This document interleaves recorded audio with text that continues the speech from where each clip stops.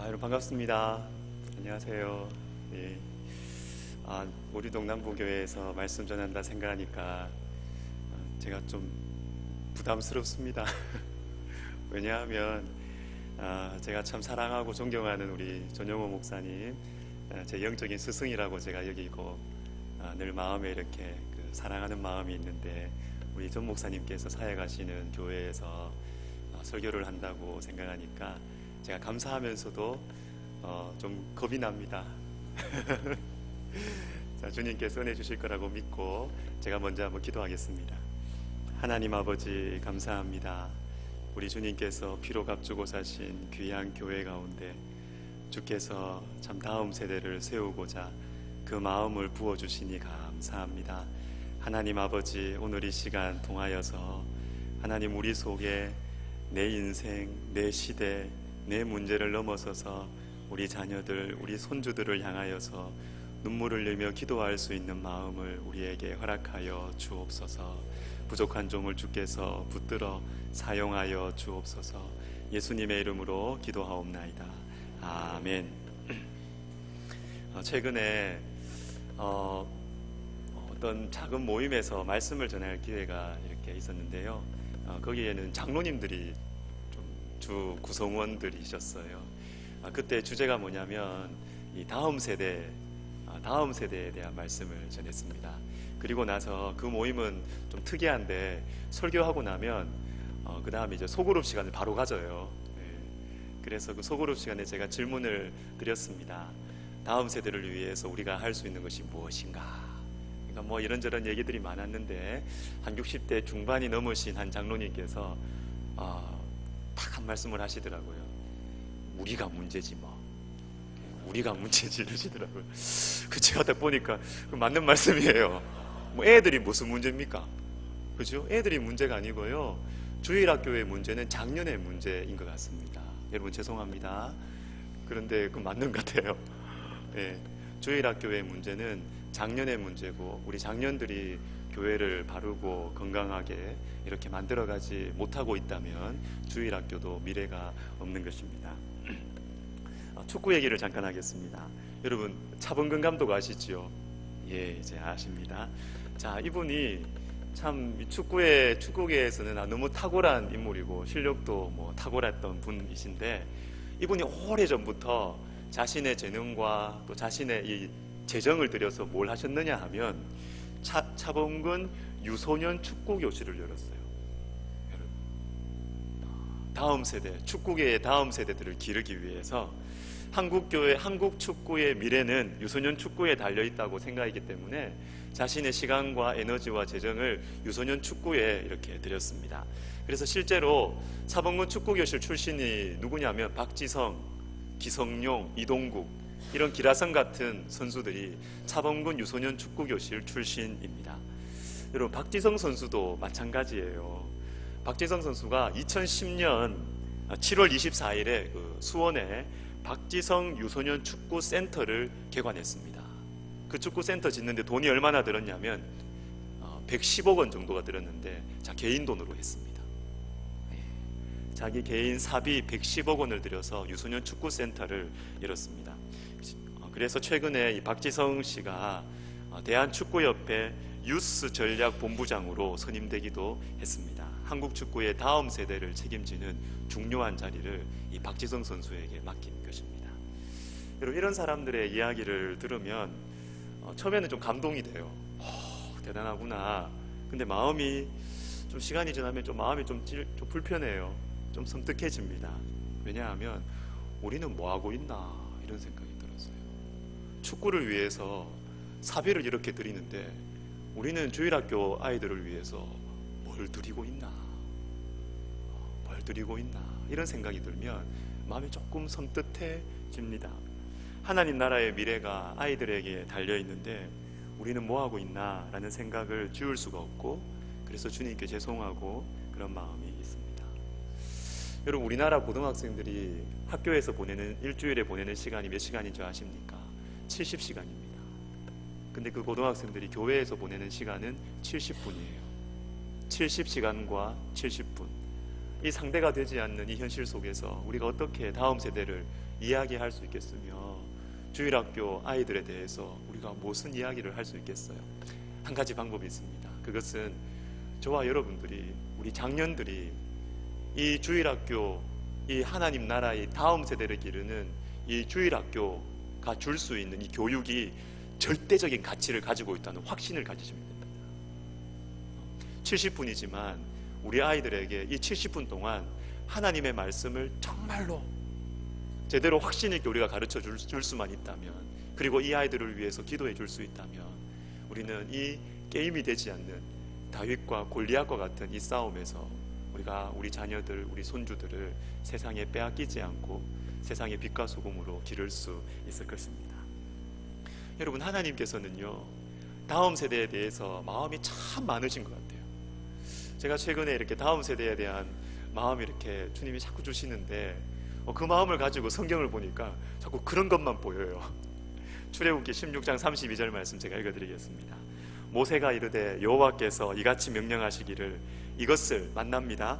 오멜에 채워서 너희의 대대 후손을 위하여 간수하라. 이는 내가 너희를 애굽 땅에서 인도하여 낼 때에 광야에서 너희에게 먹인 양식을 그들에게 보이기 위함이니라 하셨다 하고. 아멘. 하나님께서 만나를 내려주셨습니다. 그리고 나서 이 만나를 간수하라고 하십니다. 왜요? 너희 대대 후손을 위하여 간수하라고 하십니다. 여러분, 하나님께서는요, 다음 세대에 대해서 관심이 굉장히 많으세요. 신명기 4장 9절 10절도 제가 읽어드리겠습니다. 오직 너는 스스로 삼가며 내 마음을 힘써 지키라. 그리하여 내가 눈으로 본 그 일을 잊어버리지 말라. 내가 생존하는 날 동안에 그 일들이 내 마음에서 떠나지 않도록 조심하라. 너는 그 일들을 내 아들들과 내 손자들에게 알게 하라. 내 아들들과 내 손자들에게 알게 하라. 내가 호렙산에서 내 하나님 여호와 앞에 섰던 날에 여호와께서 내게 이르시기를 나에게 백성을 모으라. 내가 그들에게 내 말을 들려주어 그들이 세상에 사는 날 동안 나를 경외함을 배우게 하며 그 자녀에게 가르치게 하리라. 그 자녀에게 가르치게 하리라. 내 아들들과 내 손자들에게 알게 하라. 내 자녀에게 가르치게 하리라.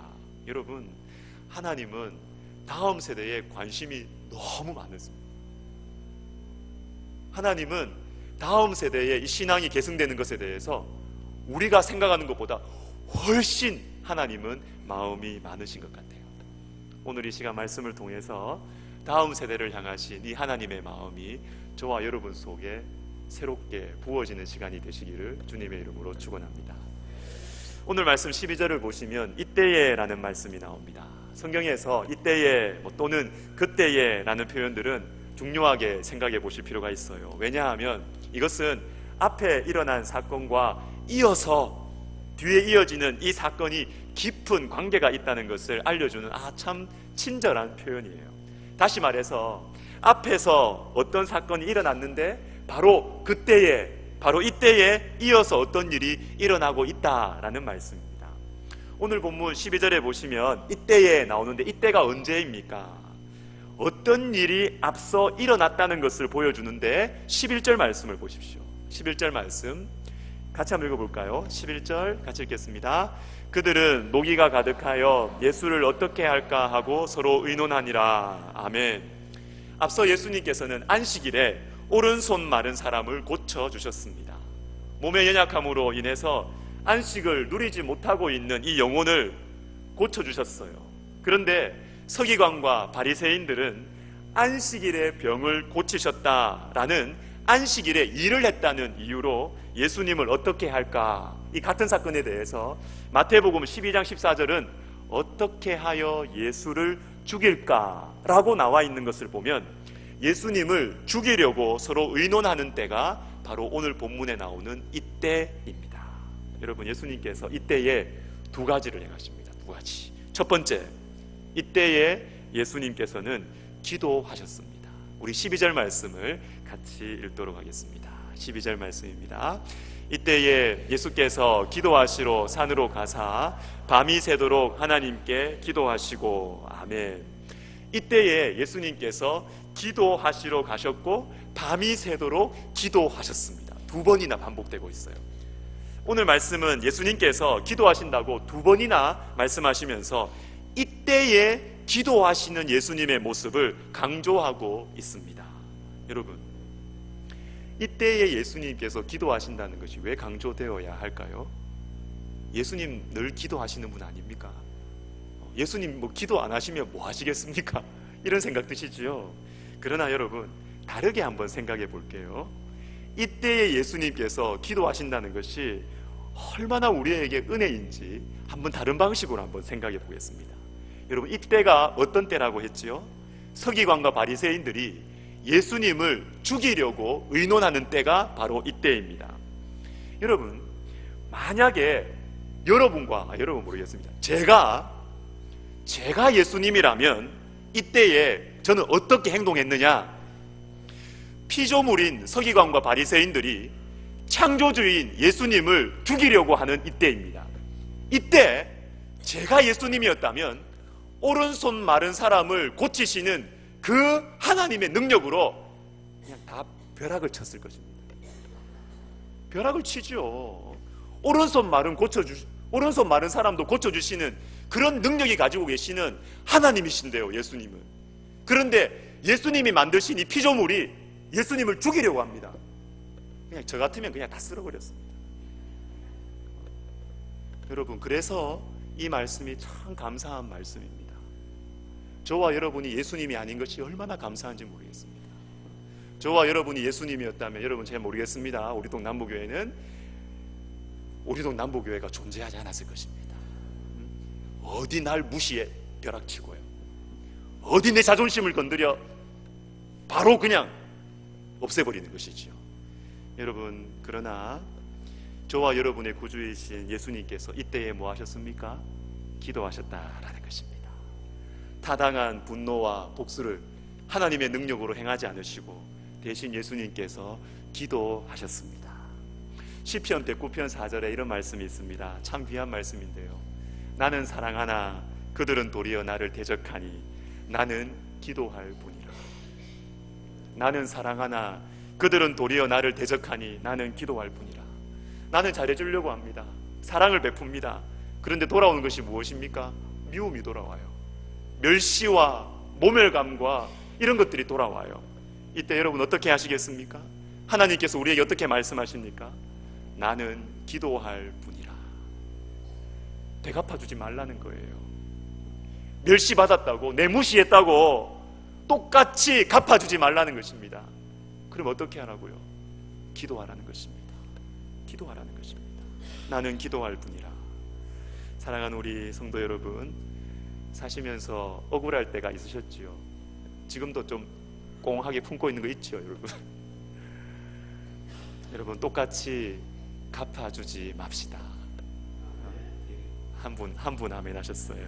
자, 말도 안 되는 억울한 이유로 교회 안에서 어떤 집사가 나를 무시하고, 말도 안 되는 이유로 내가 오해를 받고, 열심히 했는데 도리어 욕을 얻어먹고, 여러분 그런 일 있으시지요?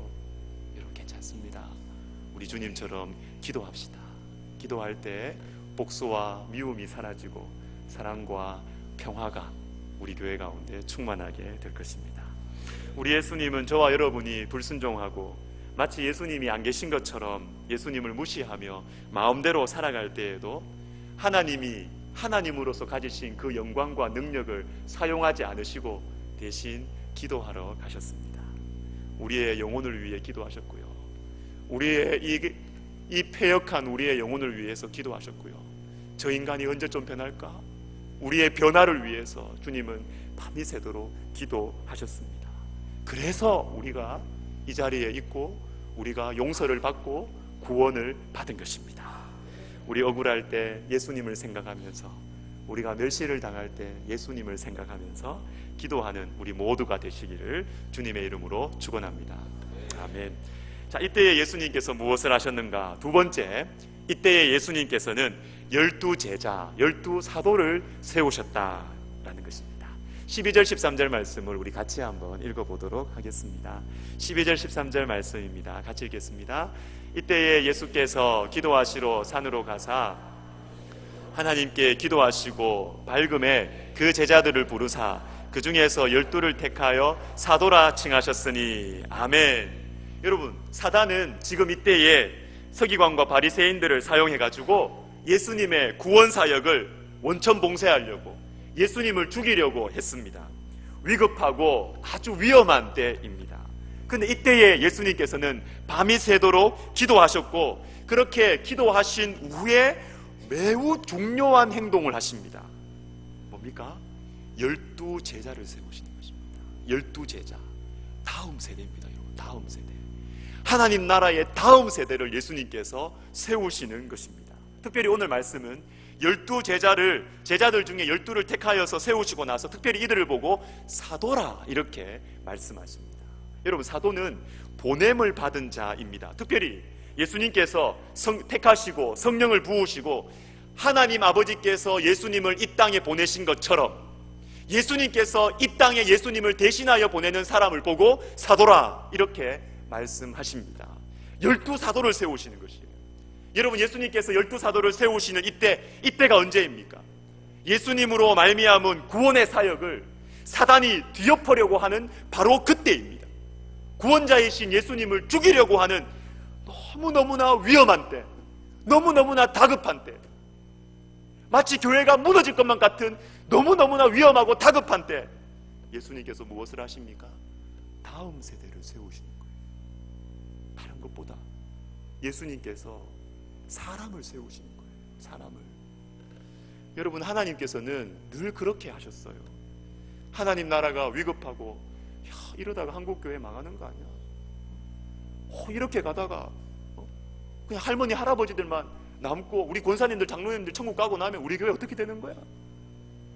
너무너무 위험하고 다급한 이때 우리 하나님은 교회 역사 가운데 이러한 위급하고 다급한 때가 너무너무 많이 있었어요. 그때마다 우리 주님은 어떻게 하셨는가? 사람을 세우셨어요. 다음 세대를 세우셨어요. 다음 세대를. 민수기 27장 말씀 우리 같이 한번 읽어보도록 하겠습니다. 민수기 27장을 한번 펴보시면 감사하겠어요. 민수기 27장입니다. 민수기 27장에서 하나님께서는 모세에게 가나안 땅을 한번 다 보여주십니다. 보여주신 후에 모세야, 너는 그 땅에 들어가질 못해. 세상을 떠나게 될 거야. 이렇게 말씀하십니다. 이때 하나님께서는 하나님의 사람들이 가진 너무나 중요한 이 마음, 인생관을 말씀해 주십니다. 27장 16절 17절 말씀을 같이 한번 읽어보도록 하겠습니다. 민수기 27장 16절 17절입니다. 같이 읽겠습니다. 여호와 모든 육체의 생명의 하나님이시여, 원하건대 한 사람을 이 회중 위에 세워서 그로 그들 앞에 출입하며 그들을 인도하여 출입하게 하사 여호와의 회중이 목자 없는 양과 같이 되지 않게 하옵소서. 아멘. 여호와의 회중이 목자 없는 양과 같이 되지 않게 하옵소서. 아멘. 가나안 땅 모세에게 보여주었습니다. 보여주시고 나서 넌 못 들어가. 넌 못 들어가. 모세가 80세의 부름을 받아서 모세의 이제까지 살아왔던 이 남은 생의 전부를 바쳤던 이 가나안 땅, 모세의 비전이에요. 모세의 사명이에요. 근데 주님이 그 땅 보여주시기만 하시고 넌 못 들어가 이렇게 말씀하셨습니다. 그때 모세의 입술을 통해서 어떤 말씀이 흘러나오고 있습니까? 주님, 저를 대신하는 지도자를 세워주십시오. 다음 세대 지도자를 세워주십시오. 그래서 여호와의 회중이 목자 없는 양과 같이 되지 않게 하옵소서. 이게 모세의 간절한 바람이었어요. 저는 최근에 이 말씀을 보면서 솔직히 좀 부끄러웠어요. 왜냐하면 제가 모세였다면요 이렇게 말했을 거예요. 주님, 한 번만 다시 생각해 달라고. 제가 좀 뭐 잘못했더라도 제가 평생을 가나안 땅 이거 안 보려고 내가 살아왔는데 제 사명이고 제 비전이니 가나안 땅 좀 들어가게 해주시면 안 되겠습니까? 제가 사정을 했을 것 같아요. 저는. 왜냐하면 죄송합니다, 제한테는요 제 인생이 제일 중요하거든요. 제 비전이 중요하고 제 사역이 중요하지 그 다음 세대 잘 모르겠어요. 내가 어떤 사역을 하고 내가 훌륭한 목회자가 되고 내가 존경받는 목회자가 되고 이것이 저한테 중요하지, 저는 뭐 다음 세대 이런 거 저한테는 두 번째, 세 번째거든요. 제가 이 말씀을 보면서 참 부끄러운 거예요. 주님께서 제가 이 말씀을 묵상하는데 저에게 말씀하시는 것 같았어요. 인서봐, 네가 가나안 땅에 들어가고 안 들어가고 하는 것보다 더 중요한 게 있어. 네가 존경받는 목사가 되고 네가 중요한 일을 하는 사람이 되는 것보다 더 중요한 게 있어. 그건 바로 하나님의 백성들, 이 광야 다음 세대, 너의 후손들이 목자 없는 양처럼 되지 않는 거야 라고 말씀하시는 것 같았습니다. 제가 부끄러웠습니다. 내가 가나안 땅에 들어가는 것, 내 인생, 내 사명, 내 비전에만 골몰해서 그것 때문에 막 가슴 설레하고 그것 때문에 또 막 가슴 아파하고 자기중심적인 이 못난 목사를 보시면서 주님은, 야, 너 좀 네 자녀들 좀 생각하면 안 되겠냐? 네 제자들, 네 후손들 위해서 좀 고민하고 살면 안 되겠니? 주님 저에게 말씀하시는 것 같았어요. 주 안에 사랑하는 여러분, 위급하고 다급한 때 사람들은 늘 더 좋은 프로그램을 찾았고 더 좋은 공간과 더 많은 물질을 찾았습니다. 그렇지만 우리 하나님께서는 위급하고 위험할수록 사람을 세우셨어요. 사람을, 다음 세대를 세우셨습니다. 사무엘상 제일 앞부분을 여러분 머릿속에 한번 그려보십시오. 다 아는 말씀이죠. 하나님 나라가 거의 밑바닥에 처하게 된 사사시대입니다. 이 사사시대를 마무리하고 예수님을 예표하는 이 다윗 왕조를 향해서 나아가는 이 사무엘상을 시작하시면서 하나님께서 어떻게 하십니까? 이 사사시대를 마무리 지을 수 있는 방법이 무엇이었습니까? 새로운 시대를 열어젖히는 주님의 방법이 무엇이었습니까? 한 사람을 세우는 것이었어요. 한 사람, 사무엘이죠. 사무엘. 이 다음 세대에 한 사람을 세우심으로써 그 어두운 시대에 하나님 나라를 새롭게 시작하시는 것입니다. 우리 전 목사님을 비롯해서 제가 아무것도 모르고 거칠거칠하고 가시투성이었던 대학생 시절에 저를 참아주고 품어주고 길러주었던 우리 예수동교회 선배들, 우리 선배들은 제가 기억 속엔 그래요. 거창한 말 안 했던 것 같아요. 하나님 나라가 어떻고 뭐 조국 교회가 어떻고 막 그런 거창한 말을 뭐 하긴 했는데 조금 했던 것 같아요. 근데 그 대신 그 거창한 이야기보다 한 사람에게 참 집중해 주었어요. 한 사람에게 참 집중해 주었어요. 마치 어떤 누님은 저한테 그랬어요. 인서봐, 우리는 한 사람의 동생, 한 사람이 동생의 눈을 통해서 한국교회를 바라본다 그랬어요. 거창하게 한국교회 비판하고 한국교회를 개혁하고 개혁이 됩니까? 그래서 안 되죠. 다음 세대, 우리 동생들, 우리 다음 세대, 우리 자녀들, 그들의 영혼을 통해서 하나님 나라를 보고 조국교회를 보는 것이죠. 여러분, 하나님은 새로운 세대를 일으키실 때 거창한 일과 거창한 어떤 이데올로기로 세우지 않으셨어요. 하나님은 한 사람을 세우심으로써 새로운 시대를 열어젖히셨습니다. 그런데 여러분, 여기에서 우리는 고민이 됩니다. 그럼 어떻게 사람을 키워야 할까? 위급하고 다급한 이때에 어떤 방식으로 하나님의 이 사람들, 다음 세대를 세워가야 할까 고민이 되지요. 물론 우리가 할 수 있고 해야 하는 일들이 많이 있을 것입니다. 잘 가르쳐야 되겠죠. 그리고 아이들도 뭐 좋은 경험도, 체험도 해주어야 되겠죠. 그리고 아이들에게 간식도 좀 더 사줘야 되겠죠. 또 잘 놀아줘야 되겠죠. 그리고 또 상담도 해주어야 되겠죠. 해야 되는 일들이 많이 있습니다. 그렇지만 우리가 그 모든 일들을 하면서 놓치지 말아야 하는 것이 하나 있습니다. 그것이 바로 오늘 본문에 나타나는 예수님의 모습이에요. 본문 말씀 12절 말씀을 다시 보십시오. 예수님께서 이 하나님 나라의 다음 세대 12사도 예수님의 이름으로, 예수님의 영으로 충만해져서 이 세상 가운데 보냄을 받은 이 사람들을 예수님께서 어떻게 세우셨느냐 하면, 이때에 예수께서 기도하시러 산으로 가사 밤이 새도록 하나님께 기도하시고 밝음에 세우신 것이지요. 여러분, 예수님께서는 기도하셨습니다. 밤이 새도록 기도하시고 나서 사람을 세우셨습니다. 사람들이, 이 다음 세대가 너무 중요하기 때문에, 그리고 이 시대가 너무나 위급하고 위험하기 때문에 12제자를 세우시기 위해서 밤이 새도록 하나님께 기도하시고 나서 이 다음 세대 지도자들을 세우신 것입니다. 여러분, 사무엘도 마찬가지예요. 여러분, 하나님께서 사무엘을 어떻게 세우셨습니까? 사무엘상 1장 27절 말씀을 제가 읽어드리겠습니다. 이 아이를 위하여 내가 기도하였더니 내가 구하여 기도한 바를 여호와께서 내게 허락하신지라. 아멘. 하나님의 안타까운 마음을 자기 가슴에 고스란히 담은 이 슬픔 많은 기도의 여인, 이 한나의 기도를 통해서 하나님께서 다음 세대 지도자 사무엘을 세우신 것입니다. 여러분, 사람은요, 기도를 통해서 세워집니다. 기도를 통해서 세워집니다. 기도를 통해 하나님의 사람들이 세워지는 것이에요. 그렇게 세워진 한 사람 한 사람 한 사람이 위급하고 다급한 시대를 믿음으로 감당해내면서 주님의 나라를 보존하고 주님의 나라를 이끌어 가는 것입니다. 주 안에 사랑하는 여러분, 다음 세대를 세우는 것, 사람을 기르는 것, 여러분 너무나 중요해요. 너무나 중요해요. 정말 중요해요.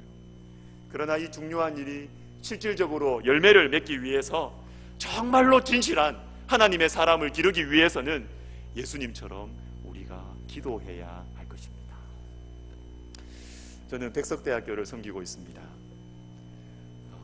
학교 자랑 좀 하겠습니다. 괜찮겠죠? 뭐 어쩌겠습니까? 학교 자랑 좀 하겠습니다. 하나님께서 저희 학교를 많이 축복해 주셨어요. 여러분, YTN의 백석대학교 광고 보십니까, 여러분? 우리 학교 세워진 지 41년밖에 되지 않았습니다. 그런데 현재 뭐 숫자가 중요한 건 아니지만 현재 우리 백석학원 산하에 대학이 4개가 있는데 학생들이 28,000명 정도 되고 있습니다. 특별히 감사한 것은 기독교 대학으로서의 이 신앙적인 면모를 조금도 양보하지 않고 채플 무조건 필수입니다. 저희는 뭐 양보 없습니다. 이거 안 하려면 우리 학교 문 닫으려고요. 이거 위해서 세워졌기 때문에. 제가 한 달 전쯤인가 문득 이런 생각을 그냥 혼자 있으면서 해봤어요. 우리 학교가 이렇게 발전하게 되었는데 하나님께서 우리 학교에게 참 기적 같은 이런 축복을 주셨는데 다른 학교보다 나은 게 뭐가 있을까? 무슨 이유가 있어서 이렇게 학교가 축복을 받았을까? 이런 생각을 제가 문득 해보았습니다. 그때 제가 이 생각 저 생각하다가 제 마음속에 탁 떠오르는 대답이 하나가 있었어요. 그게 뭐냐면 기도입니다. 기도. 여러분, 저희 학교 기도 정말 많이 합니다. 기도 참 많이 합니다. 학교를 세우신 우리 설립자 목사님부터 시작해서 지도자들이 새벽마다 대학교에 나오셔서 학교를 위해 기도하십니다. 그리고 우리 학교 안에 대학교회가 3개가 있는데요, 성도들이 기도회로 모일 때마다 학교를 위해서 꼭 기도합니다. 그리고 교수님들과 직원들이 매 학기 시간과 장소를 딱 정해놓고 한 사람이 1시간씩 맡아라 이래가지고 학교와 나라와 교단을 위해서 릴레이 기도회를 합니다. 그리고 우리 기독교 학부 교수님들 한 100명쯤 되는데요, 뭐 다른 학과 교수님들 많지만 우리 기독교 학부 교수님들, 즉 교수이면서 목사인 분들, 이분들을 뽑을 때 어떻게 하냐면 다 뭐 면접하고 뭐 서류 전형하고 면접 다 하고 나서 그래도 합격을 안 시켜줘요. 마지막 조건이 있습니다. 열흘 동안 금식하고 오면 합격이에요. 정말입니다. 저도 열흘 금식했어요. 주암산기도원에서 배고 옆에 있습니다. 열흘 동안 금식 기도하면서 자기 신앙 고백서 안 쓰면 불합격입니다. 다음 세대, 특별히 영적 지도자를 기를 이 목사 교수님들이 먼저 자기를 부인하면서 성령 충만하지 않으면 어떻게 영적 지도자를 기르겠느냐. 열흘 동안 금식하고 와라. 어떤 분들은 자존심 상해서 금식 안 하고 막 그냥 땡 떨어졌어요. 하나님께서 기도를 통해서 축복해 주셨습니다. 여러분, 사람은요 기도로 세워지는 것 같아요. 저와 여러분의 기도로 자라나는 아이들은 분명히 다를 것입니다. 분명히 다를 것입니다. 기도할 때 하나님의 손길이 우리 다음 세대 아이들을 터치할 것입니다. 기도할 때 사람들이 길러질 것이고요, 기도할 때 다음 세대 아이들이 세워질 것입니다. 우리가 기도할 때 우리 교회 아이들이 예수님을 영접하게 될 것이고, 우리가 기도할 때 아이들 속에 정말 참된 회심이 일어날 것이고, 우리 아이들 속에 기도할 때 그 아이들이 우리가 예상하지 못하는 놀라운 능력과 그 믿음으로 이 세상을, 이 위급하고 다급한 때를 믿음으로 살아가게 될 것입니다. 여러분, 우리가 기도로 아이들을 길렀으면 좋겠습니다. 말씀을 마무리하도록 하겠습니다. 여러분, 컴패션이라는 단체 아시죠? 컴패션. 여러분, 컴패션의 전 총재였던 웨스 스태포드라는 분이 있습니다. 웨스 스태포드라는 분이 너무 작기에 더욱 소중한, 너무 작기에 더욱 소중한이라는 책을 쓰셨는데요. 이 책에 보니까 자기 친구 가문 이야기를 좀 적어 놓았어요. 제가 그 이야기가 참 인상 깊었습니다. 이 저자의 친구 중에 데니 쿡이라는 친구가 있었어요. 그런데 이 집안이 굉장히 좋은 거예요. 이 데니 쿡, 이 쿡 일가가 참 많은 목회자들을 배출하고 복음 전도자들을 많이 배출해서 이 집안이 너무너무 부럽고 너무 좋은 거예요. 그래서 이 쿡이 궁금증이 생긴 것이에요. 우리 집안 족보를 한번 조사해 봐야 되겠다. 우리 집안이 이렇게 축복받고 하나님께 쓰임받는 것은 아마 선도 때부터 분명히 신앙생활을 잘해왔기 때문에 이런 일이 있을 거다라고 생각을 하고 잔뜩 기대를 가지고 족보를 조사하기 시작했습니다. 이 집안은 1620년 영국에서 신앙의 자유를 찾아서 신대륙으로 온 이 메이플라워를 타고 온 이 청교도들부터 이 집안이 시작됩니다. 그때 좋았죠. 역시 우리 조상이 이랬구나. 그리고 400년이 흐른 지금도 많은 목회자들을 길러냈습니다. 그런데 메이플라워 타고 온 그 선조부터 시작해서 밑으로 내려오는데요, 좀 이상한 일이 자꾸 생기는 거예요. 가문을 찾아보니까 밑바닥으로 막 추락해요. 범죄자, 자살한 사람, 정신병자, 이런 거예요. 이상한 것입니다. 우리 집안이 왜 이렇지? 우리 집안이 왜 이렇지? 그런데 갑자기 어느 순간부터 이 집안이 바닥으로 내리치던 이 집안이 딱 바닥을 치고 다시 하나님께로 나아오고 올라오는 것입니다. 그 전환점이 누구였냐면 보니까 증조 할머니였어요. 증조 할머니.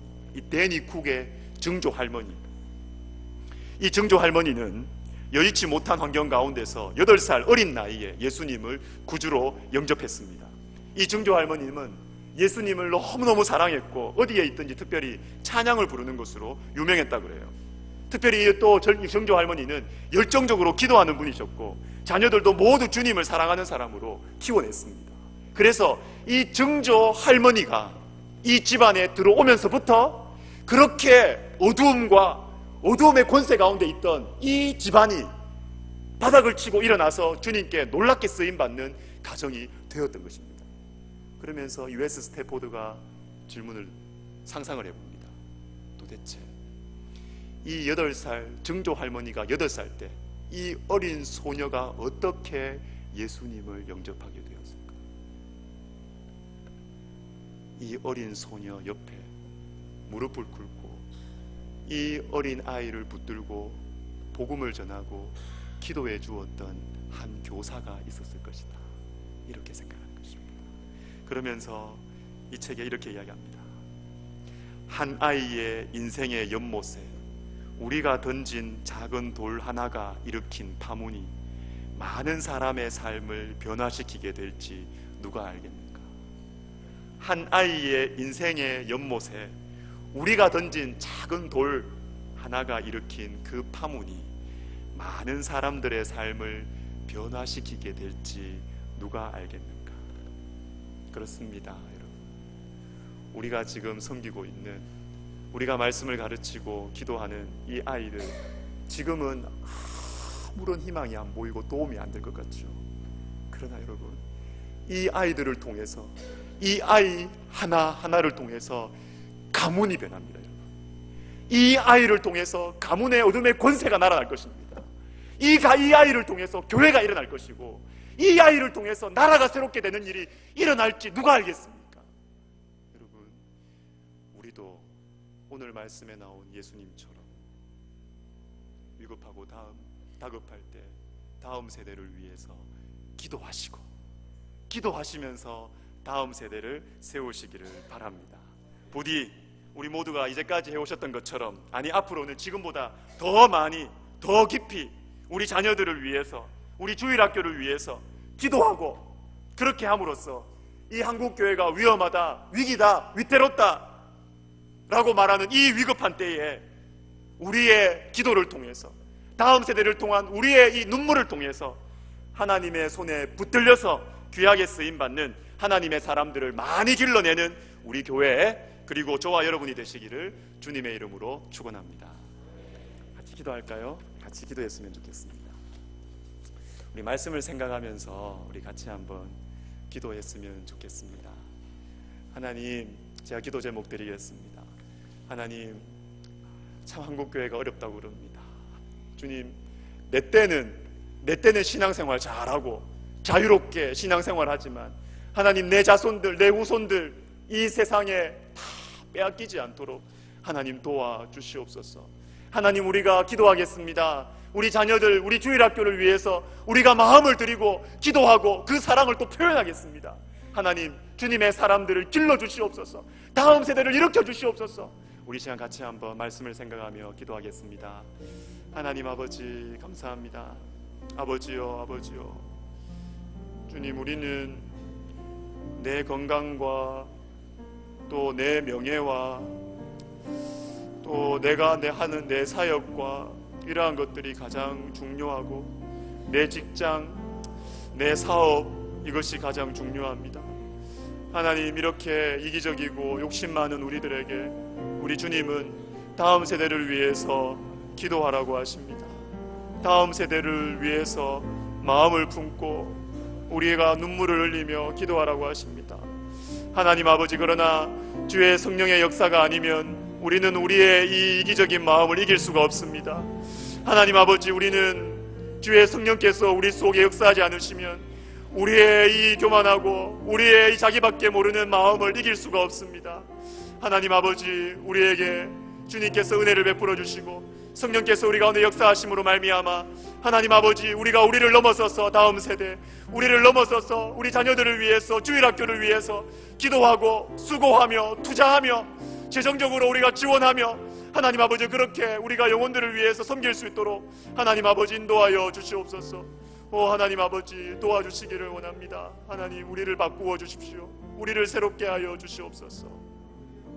기도하겠습니다. 하나님 아버지, 하나님 아버지, 주님을 닮아가게 해주시고 주님 마음 속에 있었던 그 귀한 마음을 우리에게도 허락하여 주시옵소서. 우리는 너무너무 미련하여서 10년, 20년 후를 우리는 볼 수가 없습니다. 우리에게 성령을 부어주셔서 하나님 나라의 미래를 우리가 주님과 같이 근심하게 하시고 주님처럼 기도함으로 말미암아 우리의 기도의 품 속에서 우리 교회의 다음 세대들이 잘 자라날 수 있도록 우리 하나님 축복하여 주옵소서. 예수님의 이름으로 기도하옵나이다. 아멘. 정말 귀한 말씀 감사드립니다. 헌금을 위해서 서기로 수고하시는 권승직 집사님께서 기도해 주시겠습니다.